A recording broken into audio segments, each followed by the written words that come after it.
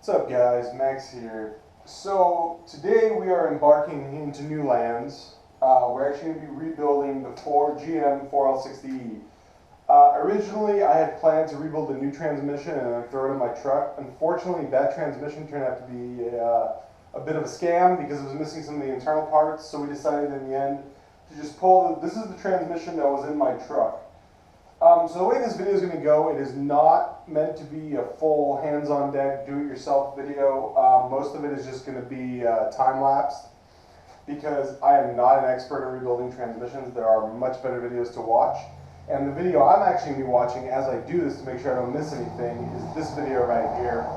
This guy is, it's called Transmission Bench, and the guy is absolutely one of the most boring human beings on the face of the earth. He drones on and on and on, but all the information he says is good, and it's very valuable, very good video quality. So if you need to do this in real life, I suggest that you watch that video. Now, for parts. So I would say that the best guy to go to is Dana at ProBuilt Automatics. Here's the link to his website. He is extraordinarily knowledgeable. He's been doing this for longer than I've been alive. And he will set you straight anything. He primarily does GM, Ford, and Mopar, but from what I understand, he can help get going on imports as well. Now, before we begin, I would like to show you guys two things. First is the specialty tools, and second is what the rebuild kit includes. So let's talk about specialty tools. It's incredible that you can actually rebuild this mostly with hand tools and stuff that you find in and around a normal garage. Things that are special. This is the 4L60E Hydromatic book from GM that they use to train their technicians with. It's available online if you Google around. I highly recommend downloading it, printing it, reading it.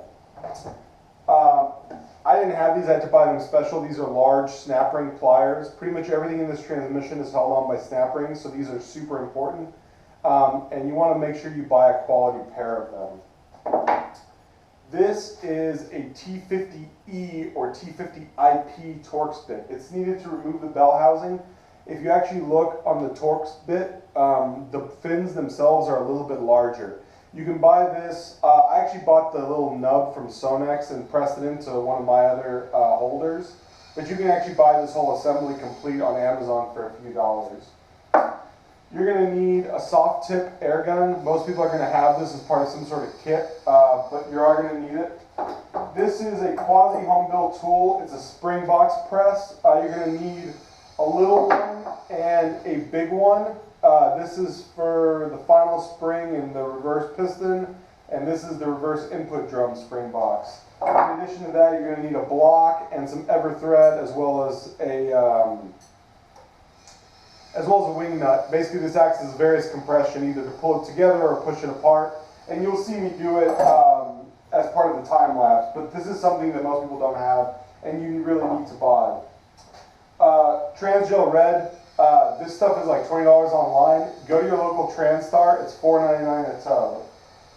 You're going to need a little squeeze bottle full of Dextron 3 or whatever the applicable transmission fluid is for the rebuild. That's pretty much it for special tools. I will recommend this. This is actually the old rear main seal gasket and rear main seal from my truck. I already replaced them. If you're doing a transmission job, no matter how many miles are on your vehicle, replace the rear main seal. It will fail, and it sucks to have to pull a transmission to replace a $15 seal. So this kit is available from Advanced Auto for the 5.3 GM. It's like $17. Buy it. So that said, let's move on. Let me show you what's actually included in the kit from ProBuilt Automatics. So this is the HD kit, or a stage 1 kit if you want to think about it that way. Data includes all of the regular Transtar gaskets that you're going to need, an entirely new Koyo bearing kit, Teflon seals. He includes a new 13 vein pump with all of that. This is a Corvette servo.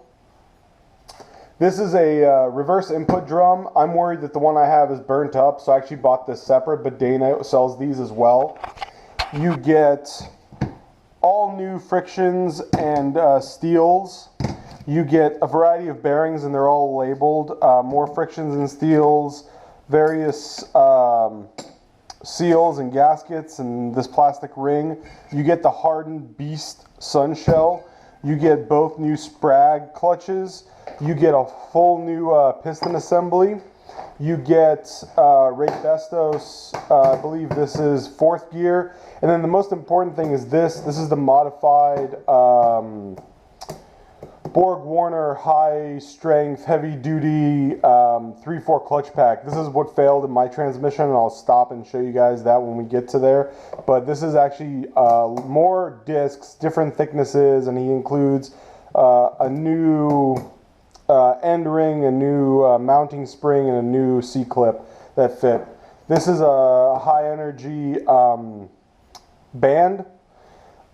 It also includes all the gaskets, and this is a Transgo pre-drilled performance separator plate. You get a new filter. You get the Transgo shift kit, which includes all your metal pistons.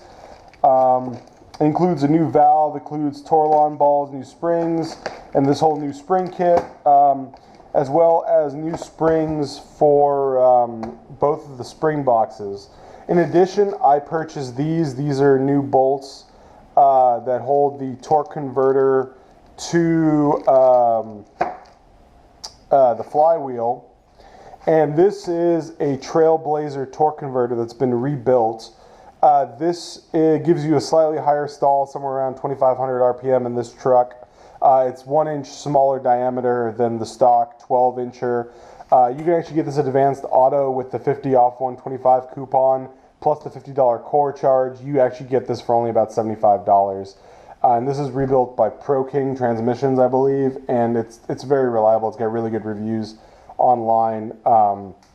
So that's pretty much the entire kit. I highly recommend doing what I've done here, where all of your new parts are laid out in one workbench, and then you have a separate workbench for actually working on the transmission.